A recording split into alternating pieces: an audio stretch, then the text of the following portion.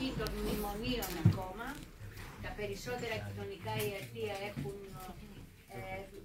έχουν υποστείλει τη δραστηριότητά τους. Θεώρησαν ότι από τη στιγμή που στο ΕΣΥ μπορεί να πάει όποιος έχει άμκα, δεν υπάρχει λόγος να υπάρχουν τα κοινωνικά ιατρεία. Θεωρήσαμε λοιπόν εμείς όλοι όσοι είστε εδώ και πολλοί άλλοι που μας υποστηρίζουν και δεν μπορέσανε σήμερα να βρίσκονται μαζί μας, είτε γιατί αρρώστησαν είτε γιατί είχαν υποχρεώσεις. Θεωρήσαμε λοιπόν ότι αυτός ο θεσμός, βάλτε εισαγωγικά γιατί δεν είναι επίσημος θεσμός, δεν αναγνωρίζεται,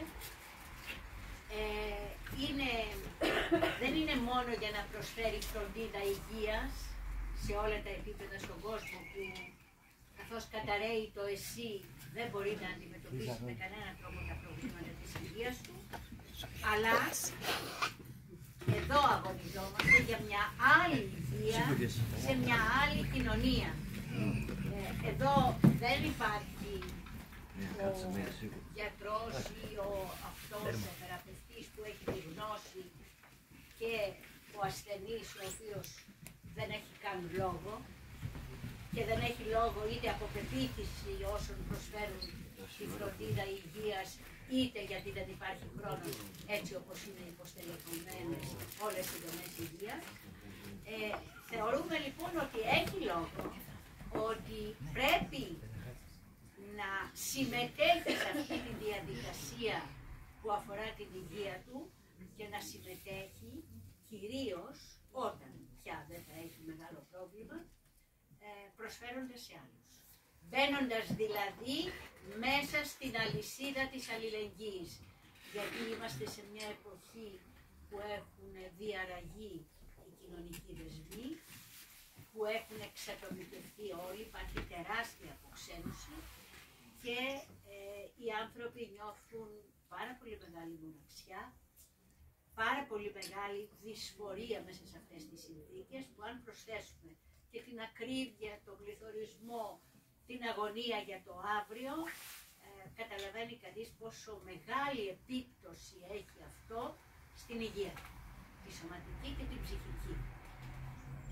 Είμαστε λοιπόν εδώ γιατί θέλουμε να αγωνιστούμε μαζί σας για μια άλλη υγεία, σε μια άλλη κοινωνία, όπου οι άνθρωποι θα λειτουργούν με βάση την αλληλεγγύη, ότι μια κοινωνία που δεν θα υπάρχει καταπίεση, εκμετάλλευση, ταπείνωση του ενός ανθρώπου από τον άλλον, μια κοινωνία ελεύθερη.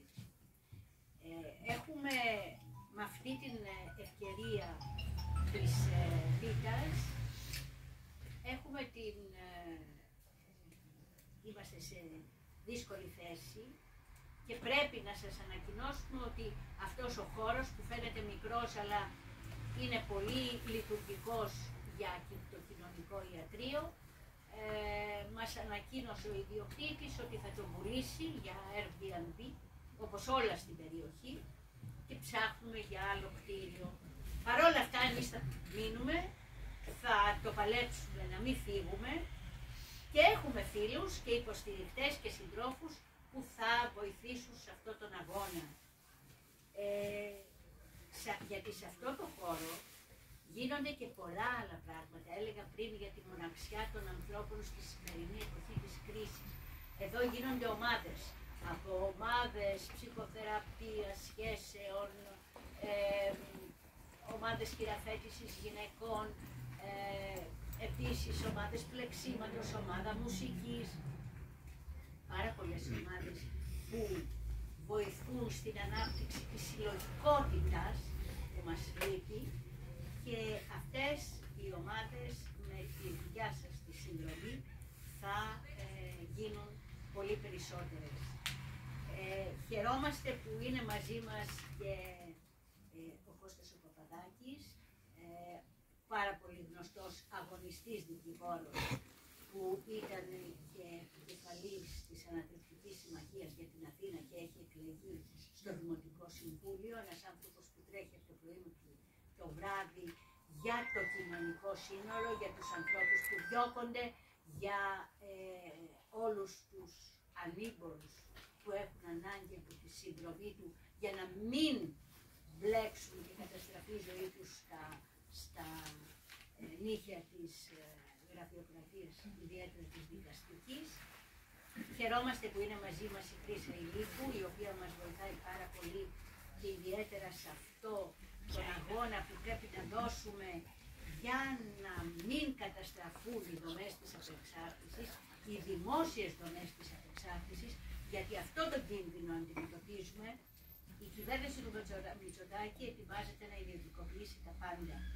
Τώρα την παιδεία, το ΕΣΥ ήδη το έχει καταστρέψει βάζοντας και τα απογευματινά χειρουργεία που θα είναι από ιδιώτες στα δημόσια νοσοκομεία, ανοίγοντας τον δρόμο στους ιδιώτες να κάνουν ιατρική μέσα στο νοσοκομείο, και τώρα ετοιμάζει ένα νομοσχέδιο που τις δομές ψυχικής υγείας και απεξάρτησης θα τις ιδιωτικοποιήσει και με τέτοιο τρόπο είναι φτιαγμένο το νομοσχέδιο που ουσιαστικά το 18 άνω με τη φιλοσοφία του, την ιστορία του, αυτό που είναι, θα πάψει να υπάρχει, γιατί τα ενοποιεί όλα τα προγράμματα, δημόσια και ιδιωτικά, τα ομογενοποιεί όπως λέει, και μάλιστα καταργεί ένα δικαίωμα που έχει κατακτηθεί μέσα από αγώνες πολλών χρόνων, αγώνες που δόθηκαν και εδώ και στο εξωτερικό, για να έχει το δικαίωμα ο εξαρτημένος να επιλέγει το πρόγραμμα που του ταιριάζει, να μην τον στέλνει μία επιτροπή όπως κάνει τώρα αυτό το νομοσχέδιο, μια επιτροπή η οποία θα αποφασίζει πού θα στείλει τον εξαρτημένο. Καταλαβαίνετε, αυτό σημαίνει ότι δεν πρόκειται κανένας να απευθυνθεί σε αυτή την επιτροπή, να μπει για θεραπεία. Πια στα προγράμματα που θα λειτουργούν, και θα γίνουν πάρα πολλά ιδιωτικά προγράμματα, γιατί και αυτά που λειτουργούν παράνομα θα τα νομιμοποιήσει, γιατί μαγαζάκια υπάρχουν πάρα πολλά. 3.500 με 4.000 το μήνα πληρώνουν οι γονείς από αυτά που δεν έχουν, γιατί θεωρούν ότι έτσι θα σώσουν το παιδί τους μέσα στην αγωνία τους. Λοιπόν, αυτά τα προγράμματα, κανείς δεν ξέρει τι κάνουν εκεί μέσα, θα τα νομιμοποιήσει και θα τα εντάξει σε αυτό το σύστημα, τον οργανισμό που λέγεται ΟΠΑΕ, και εκεί καταλαβαίνει κανένας ότι μόνο θεραπεία απεξάρτησης δεν θα γίνεται. Θα υπάρχουν και λίγα ιδιωτικά τα οποία μπορεί να έχουν ένα επίπεδο, αλλά αυτά θα είναι για όσους έχουν να πληρώσουν.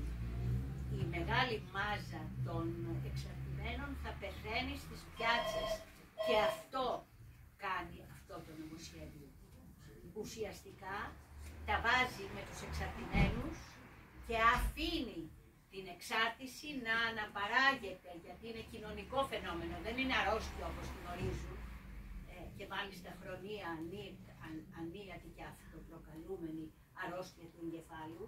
Είναι ένα κοινωνικό φαινόμενο που συνδέεται με την κρίση, εκφράζει αυτή την κρίση και επιδεινώνεται διαρκώς λόγω της κρίσης. Αυξάνεται σε όλο τον κόσμο ο αριθμός των εξαρτημένων. Διάβαζα χτες στην Washington Post ότι αυτή τη στιγμή στην Αμερική υπάρχουν 44 εκατομμύρια εξαρτημένα άτομα. Από αυτά 100.000 το χρόνο πεθαίνουν από overdose. Και καταλαβαίνει κανείς τι γίνεται σε χώρες που είναι πάρα πολύ φτωχές, σε χώρες που αντιμετωπίζουν πάρα πολλά προβλήματα, ακόμα και διατροφής, τι γίνεται με αυτά τα παιδιά.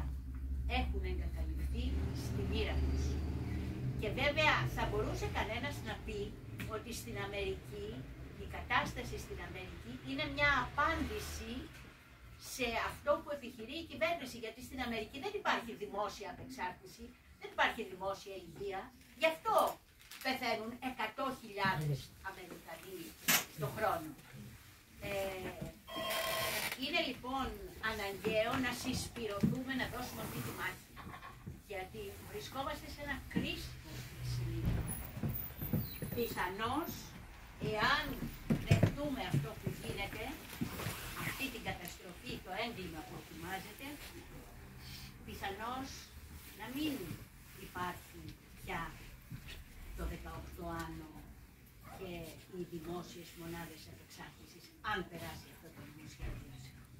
Σαν συλλογικές δράσεις κοινωνικής αλληλεγγύης, σαν σωματείο υποστήριξης του 18 άνω και βεβαίως σαν δίκτυο κοινωνικών ιατρίων, δίνουμε τη μάχη, κάνουμε εκδηλώσεις παντού για να το μάθει η κοινωνία, γιατί αυτή είναι αφορά, τα παιδιά της πεθαίνουν και πεθαίνουν στους δρόμους, και να αντισταθεί. Να οργανώσουμε δηλαδή τις αντιστάσεις μας. Έτσι η παρουσία σας εδώ μας δίνει κουράγιο και θέλουμε να είστε διαρκώς δίπλα μας σε όλες τις μάχες που έχουμε να δώσουμε και να φέρετε εδώ μέσα όλη την αγωνιστικότητά σας, τη φαντασία. Έχουμε εδώ πάρα πολλές ειδικότητες θεραπευτών που θέλουν ήδη 4-5 που είδα λίγο πριν, θέλουν να προσφέρουν στα κοινωνικά ιατρεία. Εκεί που μπορεί ο καθένας και η κάθε μια. Και επομένως μεγαλώνουν τα σχέδιά μας. Αυτό θέλουμε. Έτσι ώστε αυτό το πνεύμα της συλλογικότητας και της κοινωνικής αλληλεγγύης να ριζώσει μέσα στην κοινωνία. Και με αυτό το πνεύμα κάναμε αυτή την εκδήλωση σήμερα και θα κόψουμε και τη βήτα μας. Πριν περάσουμε στη βήτα, εγώ θα ήθελα να δώσω το λόγο στον Κώστα Παπαδάκη, να μας πει 2 λόγια. Είναι εδώ από πολύ νωρίς, από τις 6 ώρα ήταν αλλού σε άλλη συνέλευση και κατάφερε να έρθει εδώ και έχει να πάει και στο μετρό στα Εξάρχεια, σε άλλη συνέλευση, άλλη εκδήλωση, γιατί αυτό απαιτούν οι καιροί. Να δώσω λοιπόν το λόγο στον Κώστα Παπαδάκη να μας πει 2 λόγια. Καλησπέρα σε όλους και όλες. Κατερίνα, ευχαριστώ για τα καλά σου λόγια, αλλά ό,τι και να πεις, εγώ κάθε φορά που έρχομαι σε εκδήλωση που είσαι παρούσα, αισθάνομαι την πολύ μεγάλη τιμή που είχα να είμαι στο ίδιο ψηφοδέλτιο μαζί σου και μάλιστα εγώ επικεφαλής και εσύ μόνο υποψήφια δημοτική σύμβουλος. Και μόνο για την τιμή αυτή άξιζε αυτή η υποψηφιότητα. Από εκεί και πέρα θα την υπηρετήσω και εσύ θα την υπηρετήσεις και όλοι μας με όποιο τρόπο καλύτερο μπορούμε. Τα συγχαρητήριά μου και για την δράση του κοινωνικού ιατρείου. Ντρέπομαι να πω, αλλά είναι αλήθεια ότι είναι η πρώτη φορά που έρχομαι και του Σωματείου Υποστήριξης του 18 άνω. Και να πω ότι μία από τις πρώτες πρωτοβουλίες μου τις επόμενες εβδομάδες, πρώτες που πρωτοβουλίες εννοώ σε σχέση με επίσκεψη χώρων του Δήμου, επειδή περίμεναν να αναλάβουν τα καθήκοντά τους για τη δήμαρχη που έχουν οριστεί κτλ., θα είναι μία επίσκεψη στο Κέντρο Υποδοχής και Αλληλεγγύης και στα Δημοτικά Ιατρεία. Θα ήθελα να έρθεις μαζί μου και εσύ και αντιπροσωπεία από την Ανατρεπτική Συμμαχία για την Αθήνα, να δούμε τι γίνεται. Να ξέρετε ότι ο Δήμος Αθήνας, σύμφωνα με τον Οργανισμό Εσωτερικής Υπηρεσίας, προβλεπόταν να έχει 10.000 οργανικές θέσεις υπαλλήλων, αντί αυτών έχει 6.500 και από αυτές οι 3.000 είναι συμβασιούχοι, οι οποίοι κάθε λίγους μήνες δίνουν μάχη με το δικαστήριο για να παρατείνουν τη θέση τους. Επόμενο είναι και εξαιτίας της υποχρηματοδότησης να μην παρέχονται οι κοινωνικές υπηρεσίες που είναι αναγκαίες να παρέχονται στους δημότες από το Δήμο. Για όλα αυτά πρέπει να μιλήσουμε και πιστεύω ότι θα κάνουμε μια καλή αρχή. Πάλι ευχαριστώ, να είστε καλά, να έχεις δύναμη, Κατερίνα, να προχωράς και να λαμπρύνεις την παράταξη και μετά από μένα όπως πρέπει. Λοιπόν, χαιρετώ. Κάτσε, φεύγεις, δεν θα κάτσεις στην πίστα. Θα φυλάξουμε το κομμάτι. Θα το πάρει η Τρισέβγενη, ορίζω αναπληρώτρια δικαιούχου την Τρισέβγενη. Συγγνώμη που έχει εκδήλωση στο μετρό για τα Εξάρχεια. Έχω υποσχεθεί ότι θα φέρω τεχνική έκθεση που θα αποδεικνύει ότι μπορεί και τώρα να γίνει επαναχάραξη και να γλιτώσουμε την πλατεία Εξαρχείων. Για αυτή τη συζήτηση παρακαλώ τώρα εκεί πέρα. Ωραία, μπράβο.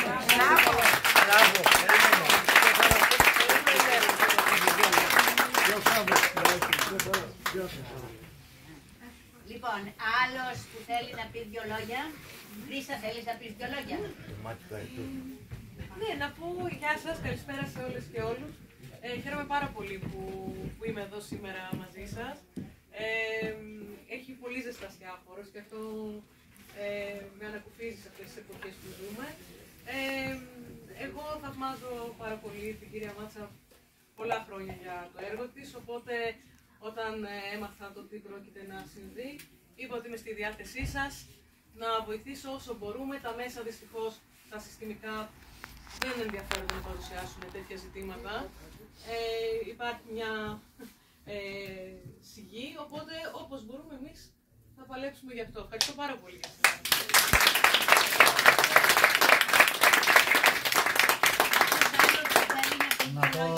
Να πω δύο πράγματα. Εγώ είμαι από το 18 άνω, κάνω ομάδες τέχνης και στο συνέδριο είχα ξεκινήσει ως εξής, που έγινε κάτω στο Πειραιά. Από τότε που η κυρία Μενδώνη έφτιαξε το πρώτο τσιμέντο στην Ακρόπολη, το τσιμέντο ρέει σε όλα τα επίπεδα της ζωής μας. Ένα είναι αυτό. Και δεύτερον, ότι θα ακούσουμε σε λίγο καιρό από το Υπουργείο Υγείας ότι μπορεί να υπάρξει καλαθάκι με τιμές όπως είναι στα σούπερ μάρκετ για τις οικογένειες των εξαρτημένων. Τα πράγματα είναι πάρα πολύ σοβαρά. Δεν θα διαλυθεί μόνο το σύστημα υγείας και το σύστημα της απεξάρτησης.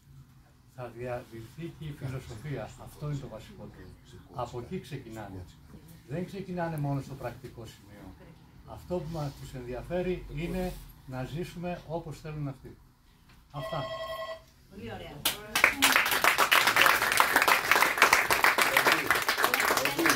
Δεν είναι σκυμμένο το κεφάλι. Πεντάρικο. Τι να πω πεντάρικο, μωρέ. Κάποιο από τα μέλη Δεν το κάνει. των δράσεων Σε ποιον? θέλει να μιλήσει. Πες τον άλλο. Βασίλη, θέλεις να πεις κάτι? Μπράβο Βασίλη. Εγώ χαίρομαι πολύ για την σημερινή βραδιά. Είναι πάρα πολύ, και εγώ να συμφωνήσω μαζί σου Χρήστα, ότι είναι πάρα πολύ ζεστή έτσι η βραδιά. Για αυτές τις βραδιές να γίνουν ακόμα περισσότερες και να είναι οι ζωές μας από εδώ και πέρα οικογενειακά και με ανθρώπους γύρω μας.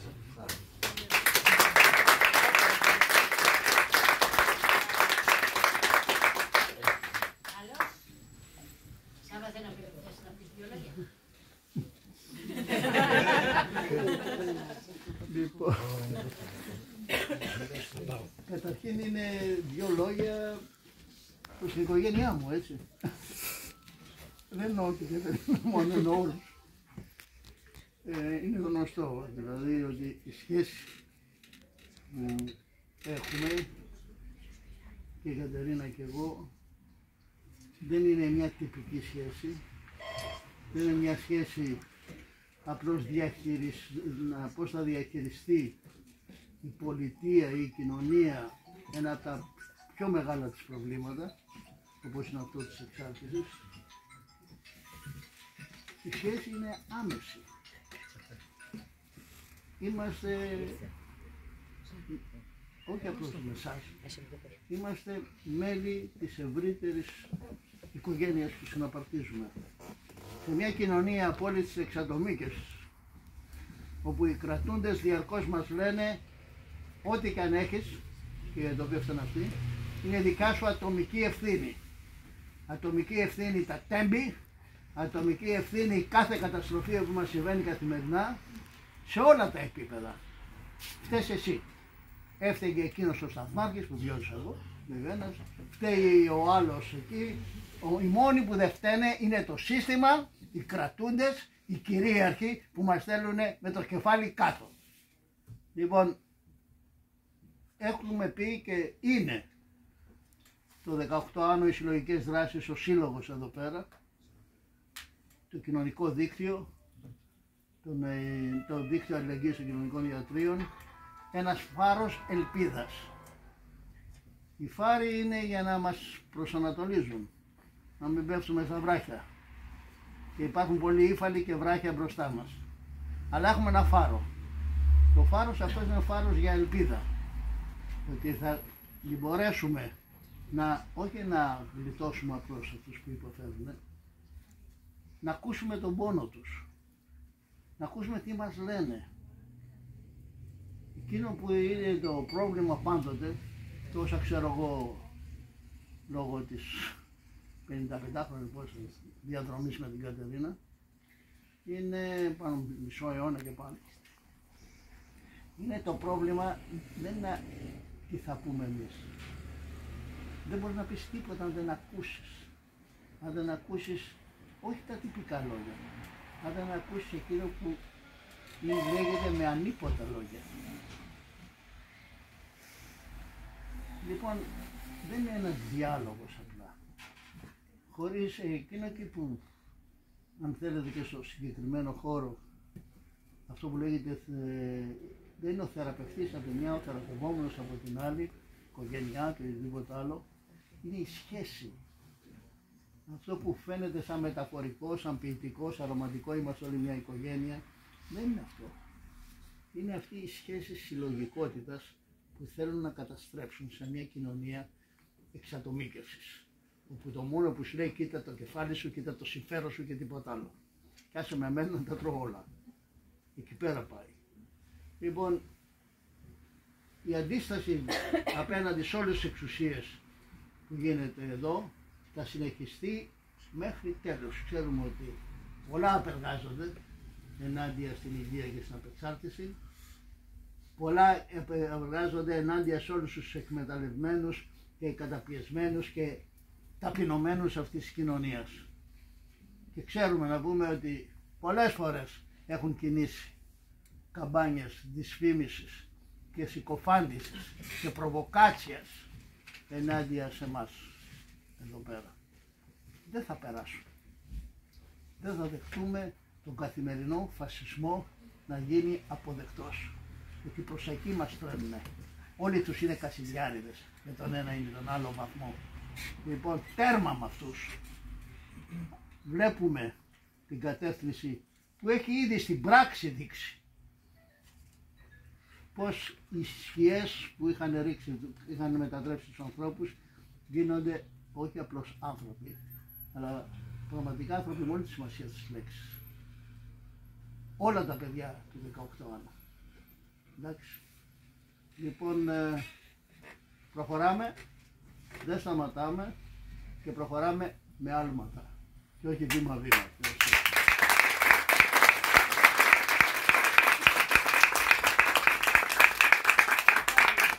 Τώρα θα κόψουμε την πίτα και στο μεταξύ μπορείτε να παίρνετε λαχτούς.